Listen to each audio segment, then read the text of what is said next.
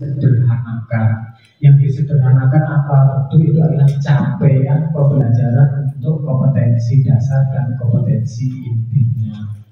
Nah, pilihan yang ketiga adalah yang membuat gagap se-Indonesia Raya bukan hanya sekolah dan perangkatnya yang gagap, termasuk juga masyarakat, dinas pun juga gagap. Pilihan ketiga adalah tentang kurikulum merdeka.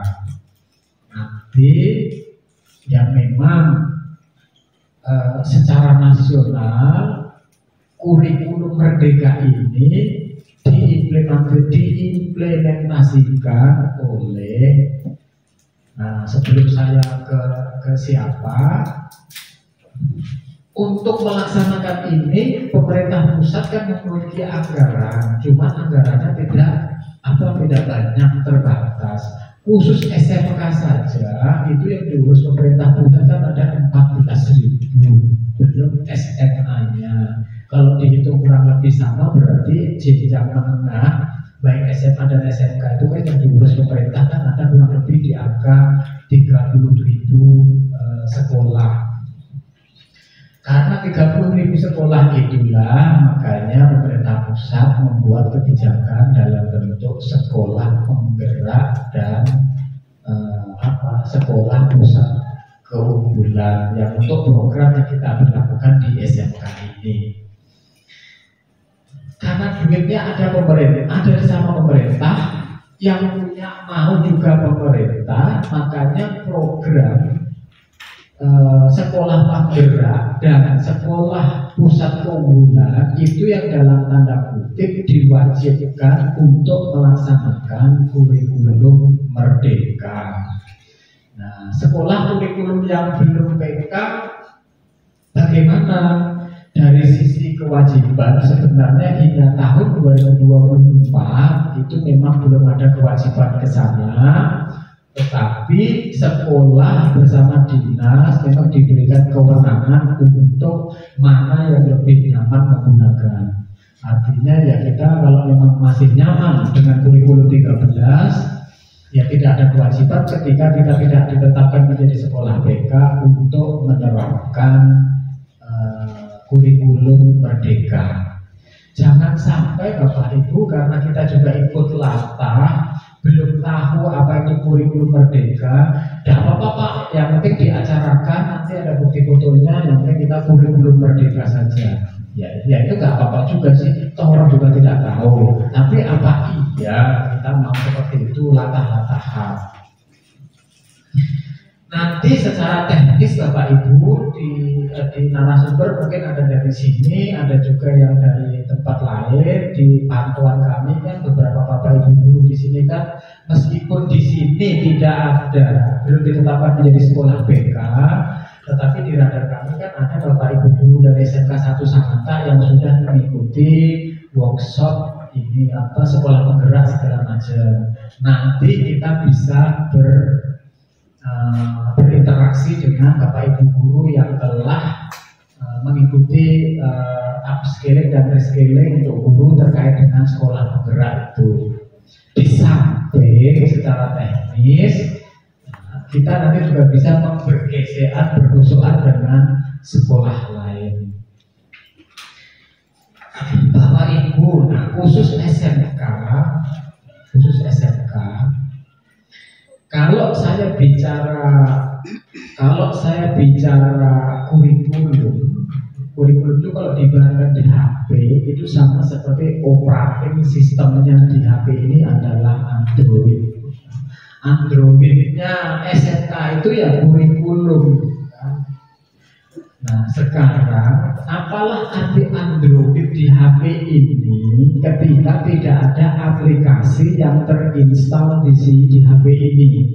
Supaya bisa sejalan tentu kita harus update, bukan update status Bapak Ibu ya, harus update APK, aplikasi yang di HP ini sesuai dengan kebutuhan peserta didik dalam kekinian.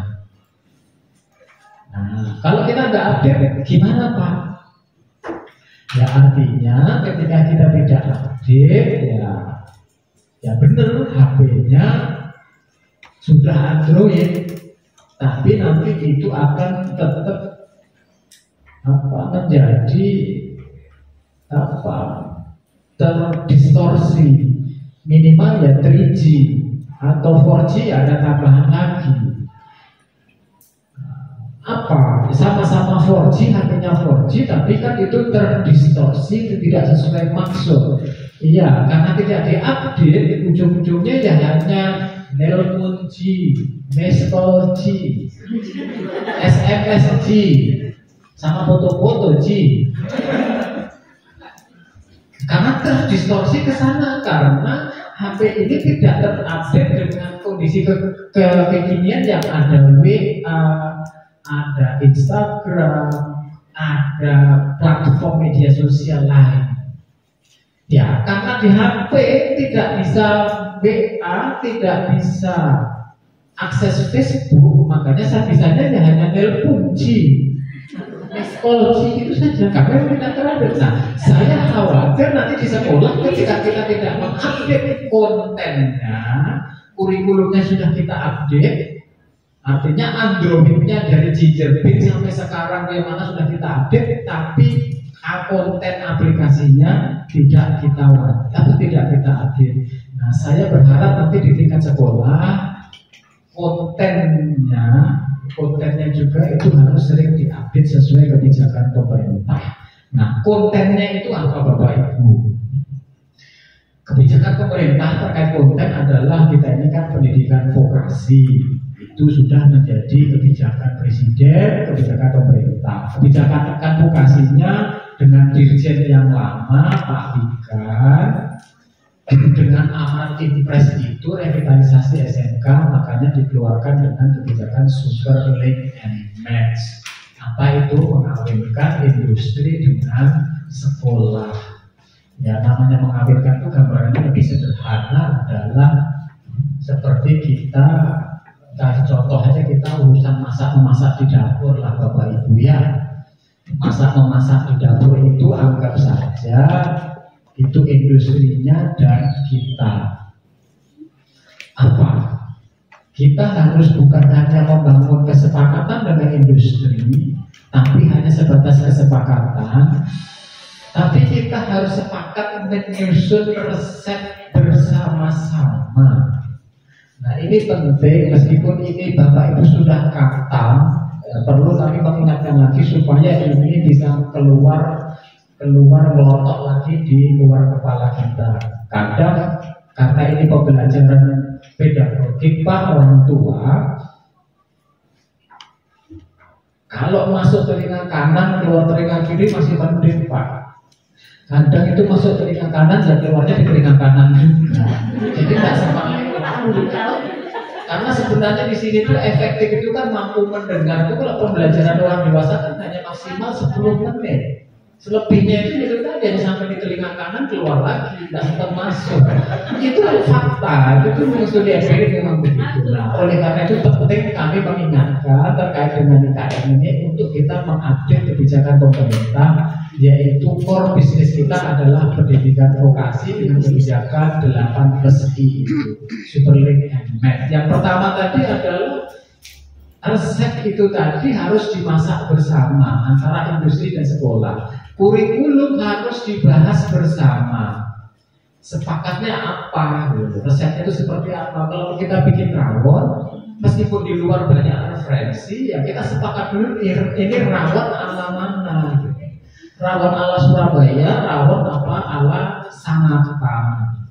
Nah, itu kan harus kita sesuaikan. Kalau kita sudah sepakat dengan resep yang kita susun, berarti kan kita harus belajar memasak bersama, Pak Ibu ya. Jadi ketika menyusun resep kaitannya dengan implementasi kurikulum Merdeka, itu nanti itu di tahun pertama, artinya semester 1 dan semester 2, itu gunanya kita menyusun resep bersama. Nah, dalam bentuk apa? Ya seluruh materi boleh diajarkan di semester 1 dan semester 2. Nah, ketika di semester 1 dan semester 2 sudah selesai, sudah menyusun bersama, tiba waktunya untuk memasak bersama. Memasak bersamanya itu di mana ya? Di PBL-nya, di project based learning-nya untuk di semester 3, 4, dan 5. Kan kalau masak kan sekali PBL kan tidak mungkin langsung enak. Bisa saja keasinan, bisa saja kemanisan. Kalau bikin roti bisa saja bakat karena kurang air. Bisa saja babat karena kurang telur segala macam. Ulang lagi, bikin lagi, ternyata kelebihan air, blended, begitu kan? Ulang lagi. Itulah selama 3 semester, 3, 4, dan 5. Benarnya itu adalah project based learning. Ketika sepakat lagi guru dan sekolah dan industri sesama pasangan sudah sepakat, kayaknya masakan kita sudah enak deh. Kayaknya sudah enak, lidah kita sudah enak, kayaknya. Ya udah berdua kan, kalau sudah pasangan itu sudah buka-bukaan kan, pokoknya enak tidak enak ya, enak-enakin aja kan. Nah, cobalah kita tes rasa. Nah, kita tes rasanya kan 1 semester terakhir, semester 6 itu udah diprakerin. Nanti ketika tes rasa itu, saya kira karena prakerin, nanti di sana akan terjadi transformasi keterampilan, transformasi karakter industri, transformasi sikap-sikap lain. Karena selama 6 bulan full ada di industri. Ibarat makanan yang icip-icip nanti adalah masyarakat. Oh, rawonnya kelebihan keluar. Jadi hitamnya terlalu pekat, itu tidak sesuai dengan selera sang mata. Oh, rawonnya terlalu manis, ini lidahnya orang Kalimantan, bukan lidahnya orang Jogja yang suka manis. Nah, itu harus penyesuaian itu, adjustment itu dilakukan selama prakerin selama 1 semester. Setelah 1 semester dianggap cukup, nah, baru ditok bersama-sama Bapak Ibu untuk labelingnya. Orang di Kalimantan ini telur aja Pak, telur aja bentuk. Telur batok. Bapak Ibu tidak tahu telur batok? Itu loh, telur ikan asin itu kan ditok, ditok artinya ditok itu adalah di labeling bahwa ini telur asin, produksi Nanang Kulipak, nomor telepon sekian. Sama Bapak Ibu, peserta didik yang sudah prakerin tadi juga harus ditok bahwa itu sudah sesuai standar industri. Toknya melalui siapa? Di samping ijazah, makanya kan nanti sekolah harus bersama industri harus menerbitkan labelingnya itu dalam bentuk sertifikasi. Nah, sekarang pertanyaannya, selama sertifikasi ini jadi sertifikasi siapa Pak? Muridnya, gurunya gimana? Ya, gurunya harusnya, makanya tadi saya juga mengapresiasi di awal, meskipun gurunya belum pegang selembar kertas sertifikasinya, gurunya sudah magang industri. Tapi Pak, kadang kita ini kalau kita lebih percaya kepada label. Jadi kalau makanan, baju itu, meskipun baju kita itu bagus, tapi di sini ini misalnya kaos, kalau tidak ada buayanya yang ekornya jungkit itu orang tidak percaya. Atau kalau tidak ada urutannya itu orang tidak percaya bahwa itu baju bagus. Kita masih di sebatas itu. Ya nggak apa-apa, kita ikuti tren masyarakat. Gurunya nanti juga akan dilabeli dengan sertifikasi. Nah, kalau sudah ditok, sudah disertifikasi, ya harapannya ya kita, pemerintah, tugasnya itu kan hanya menyiapkan SDM unggul yang memiliki karakter Pancasila. Pemerintah juga mengakui bahwa industri itu memiliki keterbatasan untuk melakukan penyerapan seluruh alumni. Ya nggak apa-apa, yang penting tuntutan negara untuk kita menyiapkan seluruh rangkaian itu sudah kita laksanakan. Nah, tentu selama proses menyusun kurikulum, menyusun resep bersama hingga labelingnya itu, nah itu memang diserahkan kepada sekolah untuk berkreativitas. Berkreativitasnya apa? Sama seperti pelaksanaan kurikulum merdeka. Di kurikulum merdeka nanti tidak akan pernah ada misalkan bahan ajar yang baku. Artinya masih memungkinkan antar sekolah itu memiliki sumber belajar yang berbeda. Jadi memungkinkan untuk itu. Nah, kenapa kok itu?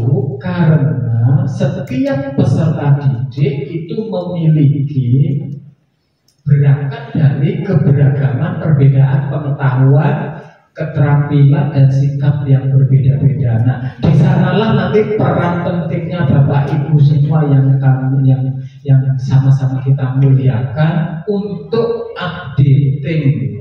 Bapak Ibu guru harus lebih banyak mengupdate pengetahuan dan keterampilan. Update-nya di mana Bapak Ibu? Kalau saya ibaratkan pokok batang bambu, Bapak Ibu pernah melihat tumbuhan bambu? Nah, di sana ada pokok bambu itu kan bergerombol. Bambu itu ketika sering diterjang angin, pasti dia bergoyang, bergesek satu sama lain. Karena sering bergesek, ujungnya adalah bambu itu akan melepaskan bulu-bulunya yang bikin gatal itu, kemudian bambunya juga akan halus. Nah, kalau bambu itu tidak pernah ketiup angin jadi rimbun, yang ada itu menjadi sarang garangan. Bapak Ibu tahu garangan? Memang kalau saya nggak tahu, kalau di sini binatang garangan coba. Itu yang makannya ayam itu loh. Musang. Loh, sama Bapak Ibu, ketika Bapak Ibu guru, kalau ibaratkan seperti pokok bambu tadi, mohon maaf kalau Bapak Ibu tidak pernah mengupdate, tidak pernah melakukan upskilling dan reskilling dengan berbagai referensi, yang saya pasti di situ nanti itu akan menjadi sarang musang gitu Pak. Entah sarang musangnya di mana-mana ya nggak tahu, bisa di pikirannya, bisa di perasaannya. Buat saya tidak menuduh Bapak Ibu nanti tempatnya sarang musang, tidak. Ini gambaran secara umum. Kalau kita tidak mengupdate itu, yaitu ujung-ujungnya itu tadi ini menjadi 4G tadi, telepon G, SMS G dan lain-lain. Ya enggak? Nah, oleh karena itu di dalam pelaksanaan implementasi kurikulum merdeka ini, karena ini porosnya adalah peserta didik, apapun yang kita lakukan itu nanti bermuara pada kebermanfaatan sebesar-besarnya bagi peserta didik. Itu dari kurikulum, termasuk nanti juga standar guru. Standar gurunya bagaimana Bapak Ibu kalau di SMK? Ya tentu nanti juga harus di samping magang industri yang diwajibkan, juga nanti ada pelatihan-pelatihan lain, baik yang bersifat upskilling dan reskilling. Untuk upskilling dan reskilling termasuk juga diklat lain, termasuk pengembangan Bapak Ibu guru untuk nanti melakukan asesmen, penilaian, sertifikasi kepada peserta didik, juga harus disiapkan menjadi asesor dan diklat-diklatnya. Secara umum alurnya seperti itu. Nah, sekarang kita Dinas Pendidikan Pemprov Kaltim kedudukannya di mana, ngapain saja. Ya, saya sampaikan Bapak Ibu, sampai hari ini kami di Dinas Pendidikan masih dalam tahap atau fase penyelesaian revitalisasi SMK. Meskipun di 2016 itu sudah keluar impresnya, tetapi di 2022 sudah timbul lagi perpresnya, perpres terkait dengan pendidikan dan latihan vokasi.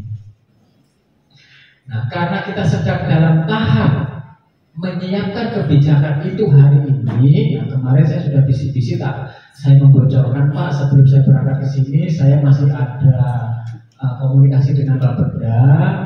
Hasil dari itu saya nanti saya mau bantuan Bapak Ibu juga untuk banyak-banyak berdoa supaya apa yang kita usulkan itu nanti selamat.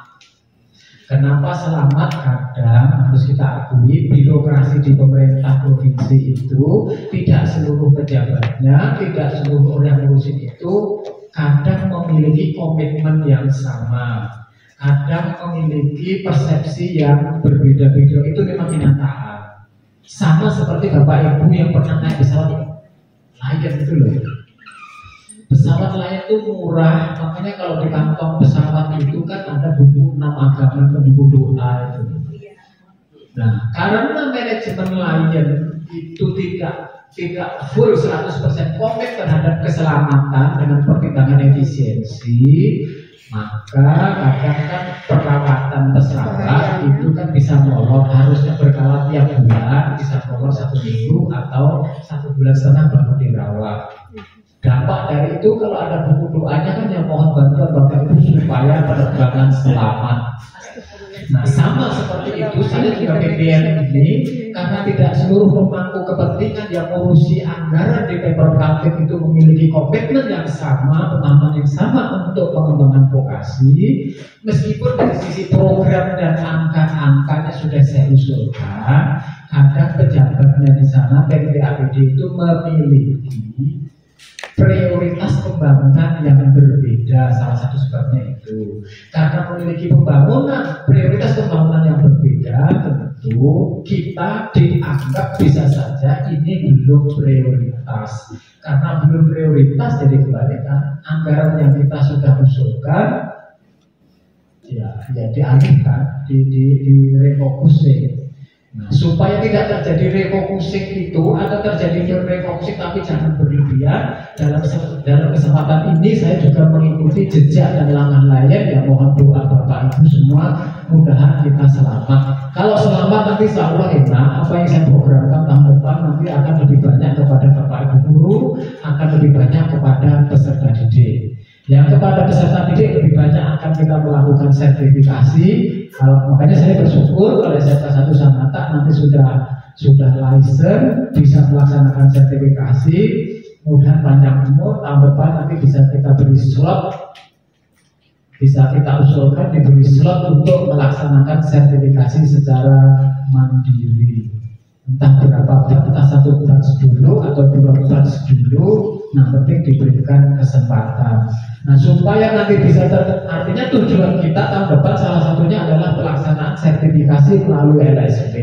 Nah, supaya kita sampai landing di tujuan itu dengan selamat, jadi kami berharap doa Bapak Ibu mudah penerbangan ke pelaksanaan sertifikasi bisa selamat. Itu untuk program yang kami usulkan untuk sertifikasi. Terus untuk Bapak Ibu gurunya gimana? Sama. Silahkan ya, alhamdulillah kalau di sini sudah makan industri. Makan industri itu kan bukan kitab suci, satu dan satu-satunya sudah cukup. Makan industri itu kan semakin banyak makan juga lebih baik. Artinya nanti akan peningkatan keberagaman kompetensi. Budaya kerja meskipun industrinya sejenis, tapi bisa saja terjadi perbedaan.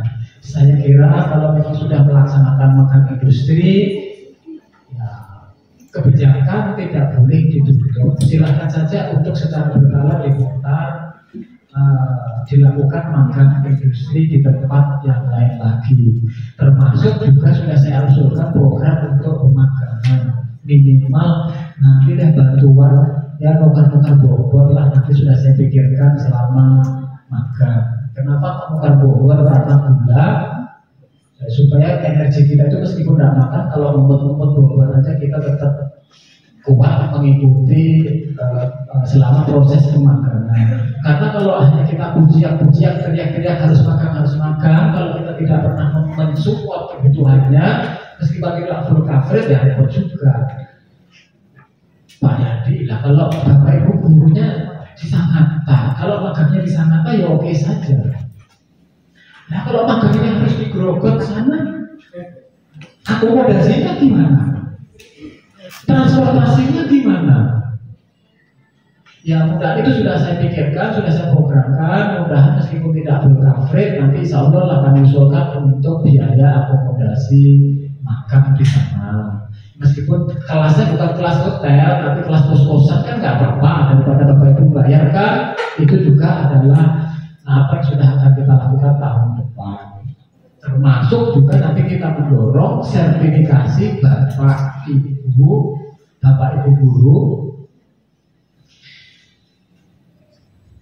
Kalau magang itu yang melakukan asesmen kan menurut Bapak Ibu sendiri, saya sudah dimagang di sini, saya sudah belajar ini. Tapi orang lain yang tidak pernah mengikuti proses perjalanan Ibu mana tahu. Celakanya ketika Bapak Ibu yang tidak pernah diketahui track record-nya melakukan seluruh rangkaian proses itu, tiba-tiba dipaksa untuk melakukan penyesuaian, melakukan penilaian kepada peserta didik. Bapak Ibu kan ibaratnya seperti timbangan yang berfungsi menimbang barang itu beratnya harus sama, harus objektif. Ini sekilo apa lebih? Ya kalau timbangan ada pada Bapak Ibu tidak pernah dikalibrasi, tidak pernah diterap ulang, apakah kita yakin bahwa beratnya ini memang sekilo? Bisa saja kurang. Tapi kita salah melakukan penilaian. Kalau Bapak Ibu guru tidak pernah dikalibrasi, jangan-jangan nilai yang dikeluarkan Bapak Ibu itu ya gimana ya status nilainya itu? Kalau dapat angka 9, Bapak Ibu memberi 9, ini 9 bujuran apa? Gimana? Nah, itu saat itu memang tidak akan ada masalah Bapak Ibu. Anaknya juga pasti akan senang, tidak akan ada masalah. Tapi ketika sudah lepas dari sekolah dan masuk ke dunia nyata, ke industri, saya kira nanti ketika melakukan seleksi dan rekrutmen, di sanalah ujian yang sebenarnya. Ini misalkan contoh kasus di SMK 1 Sangatta, nilainya bagus-bagus, tapi kok waktu rekrutmen kok tidak sesuai kenyataan gitu. Nah artinya nanti kan dampak itu kan pasti akan kembali lagi kepada sekolah. Nah, Bapak Ibu termasuk pemagangan, sertifikasi guru dan peserta didik, termasuk juga nanti hal lain, termasuk verifikasi tempat uji kompetensi itu nanti sudah kita programkan di tahun depan. Nah, sebagai tambahan, Pak, proses itu ya. Proses dari menyusun kurikulum dari awal hingga labeling tadi, kemudian tadi sudah saya sampaikan tidak seluruh industri itu mampu melakukan serapan alumni. Sisanya yang tidak terserap itu kemana? Nah, sisanya yang tidak terserap itu nanti kan anak-anak harus didorong bisa melakukan wirausaha. Nah, wirausaha di sekolah bisa diajarin enggak? Ada wadahnya enggak? Nah, supaya ada, termasuk ini adalah program dan kebijakan kementerian untuk sekolah PK. Pak, ke depan sekolah PK itu diwajibkan sekolah itu menjadi BLU. Nah, sama sekarang pemerintah provinsi juga sedang menginisiasi untuk kita sedang melakukan mendorong SMK-SMK itu berubah statusnya menjadi BLU.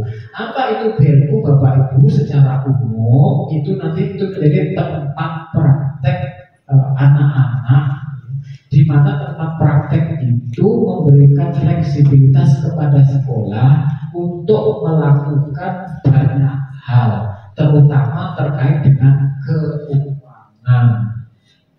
Apa contoh? Kita tahun anggaran itu kan dimulai Januari hingga Desember, ya kan?